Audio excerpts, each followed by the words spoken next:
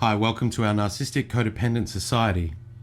In our last episode, we put forward the idea that our society is not only financially in debt, but also emotionally in debt.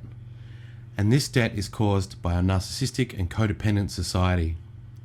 The narcissistic pattern is to take without giving. And the codependent pattern is to give without taking. We spoke in that last episode about narcissism and porn. And today we'll be speaking about codependence and porn. But first, a little more about codependence. Kim. Well, codependence, Steve, is a term that psychologists use that they first came up with when they discovered the people living with addicts had a lot of things in common.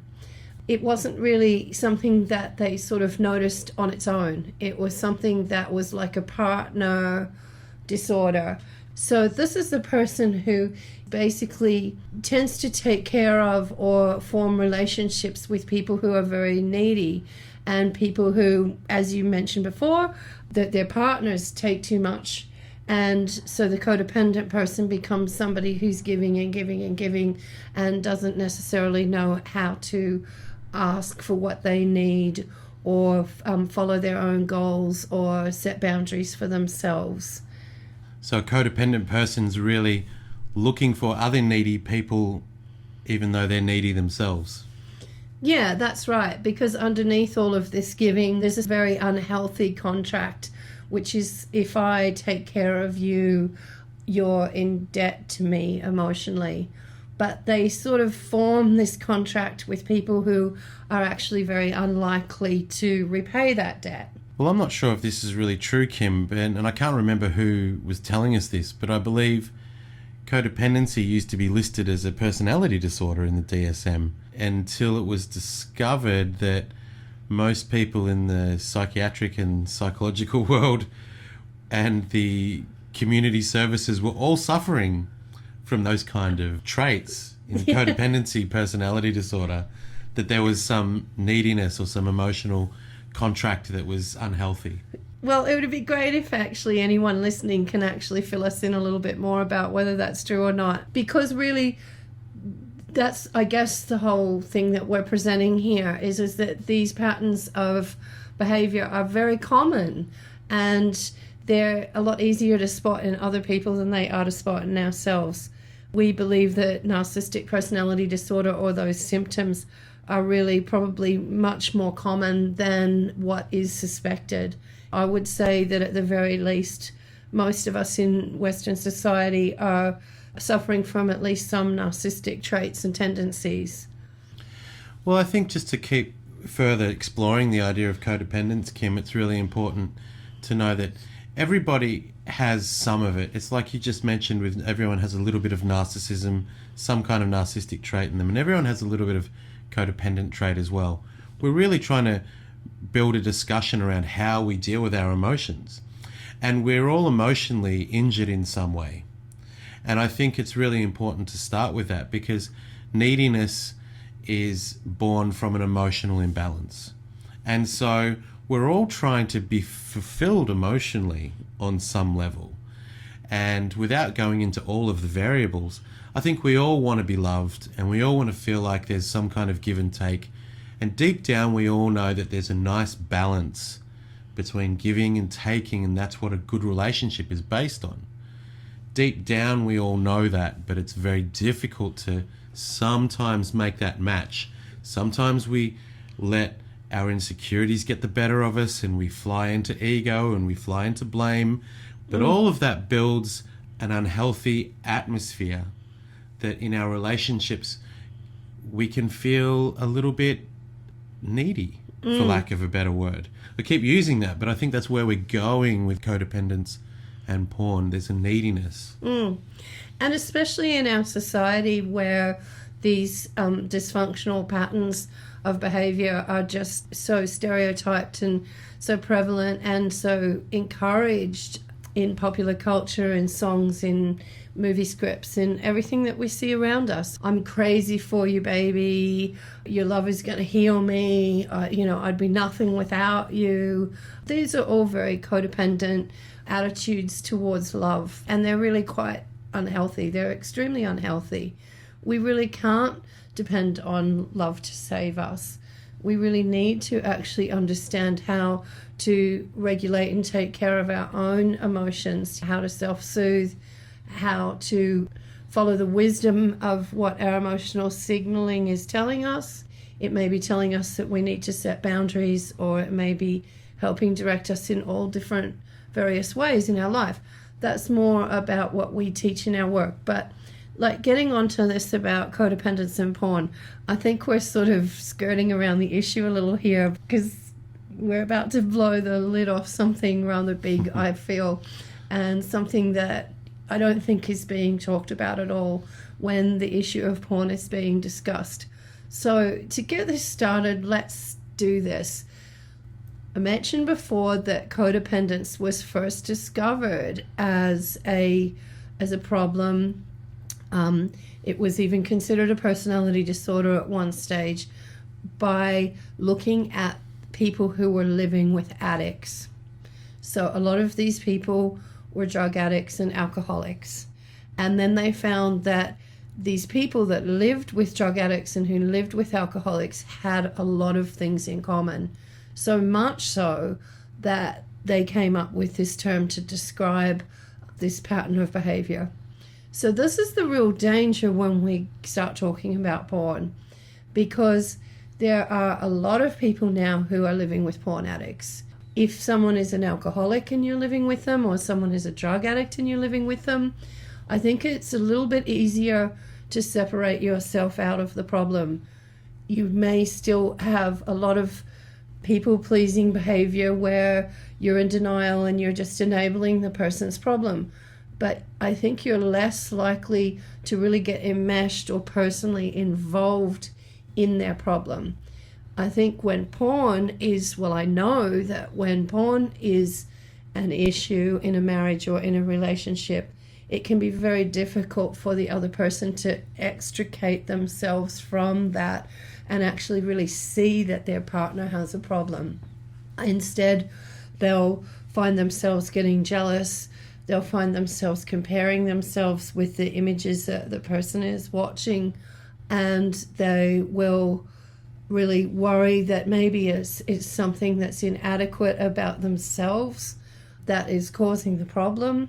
They may even try and compete with what their partner is watching to get their partner's attention. And all of these things really can be incredibly destructive to a person's self-esteem, can be incredibly destructive to their status in the relationship, can really lead to a spiral of abuse that really can become very ugly. Now, I just want to talk a little bit longer, Steve, and then I want to get your thoughts on this, because we're entering into pretty yucky territory here. But I'll just say that, look, this problem wasn't just born with online porn being so readily available. Codependence in a sexual relationship was always a dangerous area. And there is where you see a partner who is maybe prepared to allow their boundaries to be crossed, to offer sexual services to their partner that they really are not comfortable with, in an attempt to give too much, expecting that by doing that they're going to get something in return. What do you think, Steve? Do you think make men feel more connected or in love with the woman that they have a sexual relationship with? The short answer is no. But the longer answer goes a bit like this. I think it's really important that I've mentioned neediness 2 or 3 times before we started talking about this, Kim. The other side of codependence, as you just so rightly explained, is about being too pleasing. There are kind of opposing forces at work, being too needy, being too pleasing. So that creates a bit of confusion. But in the situation with porn, Kim, it's very important to understand that men don't necessarily have a great idea about what's going to make them happy a lot of the time. But there's one thing that we do know, and that is that most men, I'm talking for most of the men that I talk to, they really want an honest, good, solid relationship with a woman, with their girlfriend, with their partners, with their wives. That's really deep down what most guys I know really want. Now, the guys that don't want that, I'm not even going to talk to them. I'm not going to pretend to talk about them, because I know the vast majority of men really want something deep. And when we're talking about porn is not deep. Porn is very shallow. And for somebody to be too pleasing in that sexual relationship, so, okay, we're talking about a sexual relationship, we're talking about your partner trying to be too pleasing in bed, that creates a scenario where you feel like there is a debt, or you feel like there is a game, or you feel like there is some kind of manipulation happening. Now, it's very difficult for men to say no to sex, full stop. We want to be close to our wives and girlfriends. We want to be very, very, very close. But that manipulation can be very uneasy. Now, on the surface, it may not come out at the time. Oh, why are you manipulating me? Why are you trying to be so pleasing? Oh, what have I done so right that I'm being so overly pleased? Deep down, guys don't really want that, because a lot of guys know that love is a long contract. It goes on for years. We need to build very good quality personal relationships, interpersonal relationships on many levels, not just a sexual level with our partner, with our wives. It's very important that we have a good friendship, that we understand each other, that we can look into each other's eyes and say a lot of things without actually using any words. So that depth of connection comes with an understanding where we're responsive to one another. And see, porn doesn't offer that. Porn doesn't offer any response whatsoever. It's very flat, two-dimensional experience. So guys are really wanting to have that, but they don't necessarily always know how to create the circumstances. I know some guys who are really good at it. They're very good at buying their wives flowers and booking holidays that are appropriate and doing all the right things and being attentive when the time's right and all of the things. There's a lot of men who are very good at all of that, and I try to be like that as much as I can. So there's we've all got different levels of skills and different levels of ability to create those deep connections. But the more we talk about it, the more we can create it for other people, Kim. And I think everything that we do with the Narcissistic Codependent Society radio segments is to allow that conversation to begin. Well, when it comes down to it, Steve, I don't know of any way that you can build status faster with men than by saying no to them. And I think being able to say no is really very attractive to men. You've let the secret out, Kim. Definitely. And being someone who is allowing yourself to get involved in things where you're competing with porn, or you're trying to, make yourself like the images that you've seen on the screen, is really very demeaning. And I mean, what are you competing with? You're competing with a two-dimensional image, and you're a real person. So if you feel like you need to compete with a two-dimensional image, really, if you think about it, I guess that's pretty sad.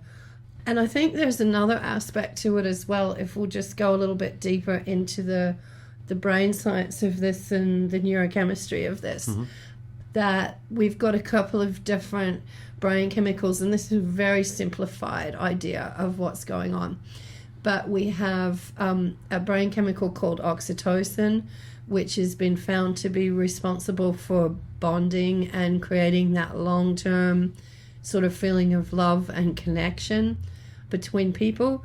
It's the brain chemical that women's bodies produce when they have children in childbirth, and really has to do with forming that connection with their child. And then there's another brain chemical called dopamine, and it's a very different chemical. It's the sort of chemical you get when you're going on some kind of adventure, or you're going on a roller coaster ride or something. And these are two very different brain chemicals. Either of them, or a mixture of both of them, but often one or the other of them can be involved with sex. And so to just think that sex is automatically something which is going to form a connection with somebody else is a really big mistake, because the kind of thrills and spills, fetishy sex that people often get involved in looking at when they're dealing with porn is very much dopamine based, and dopamine wants variety. Dopamine doesn't want to go back and look at the same pictures again today that you looked at yesterday. It's always looking for variety, where oxytocin is very different. It is something which really promotes faithfulness and promotes that connection and that bond. A silly example I give sometimes, but I think it gives this idea quite clearly, is you sort of get oxytocin when you look at YouTube videos of babies laughing and puppies and kittens and stuff. And that's why you'll have those movies that end up getting millions and millions and millions of views, because if something produces oxytocin, you want to go back and you want to view it again. You don't want to look for a different laughing baby. You want to actually go back and see the same laughing baby that made you feel really good when you watched it.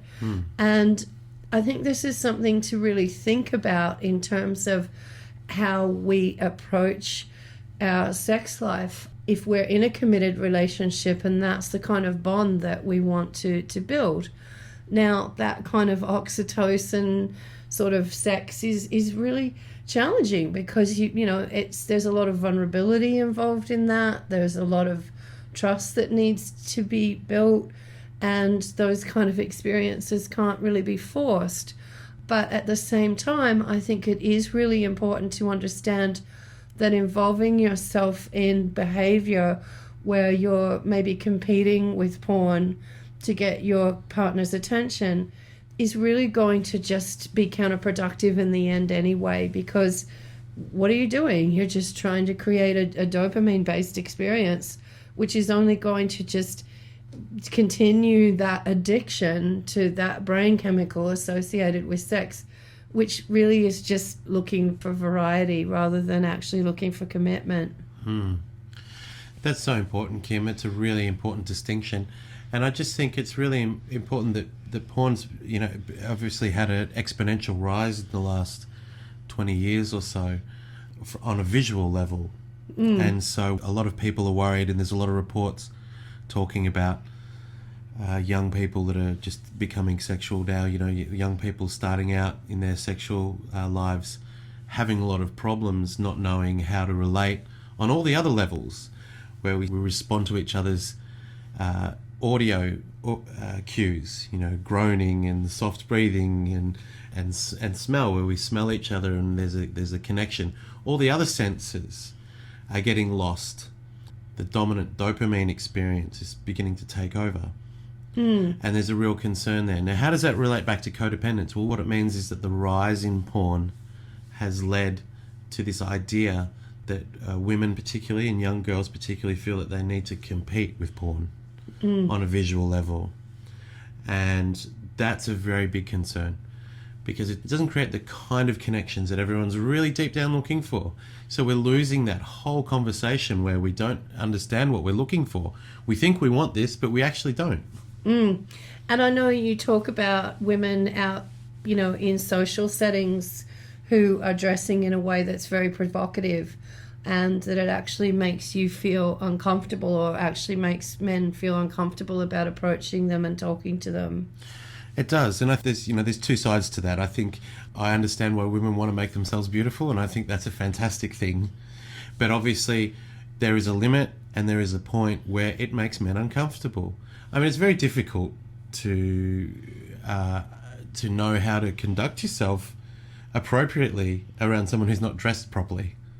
I mean, it's just, okay, that might be a cultural cringe there or something, I'm not sure.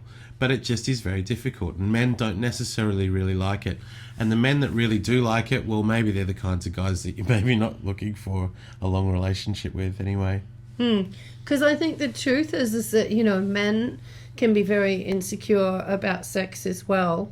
And while they are attracted by all this imagery, and a lot of it is really hard for them to say no to, as you were mentioning before, deep down what they really are looking for is a deeper connection with somebody who knows them, and someone who that they feel comfortable with, and someone who they feel like they have rapport with, and that there can be that natural flow of give and take. And men can feel very insecure about being honest about that, let's face it. So it's very difficult.